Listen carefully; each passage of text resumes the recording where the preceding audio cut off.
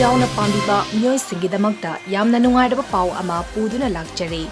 Third Phundrei Sabal Trophy 9A Side Open Football Tournament ama lakadoriba Kumza Lisangani Kuntaruki January 13 hauduna Nungaraba Entertainment Program Kayaga Lunina Northeast Window TV na media partner oiduna pangtoklagani.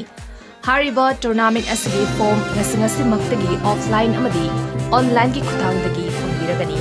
Tournament asigi prize singdi first prize 1 lakh with trophy, second prize 60,000 with trophy, third prize 20,000 with trophy. Best player, top scorer, best goalkeeper, best discipline team asigisu tungan ba prize kaya su leizari. Registration fee na only 7,000 kaktani. Form thazin bagi aroi matam January gi tang mga oigani. Meeting na January 3 pangtok jagani. Athuba matam da makadapiri ba contact number sada pau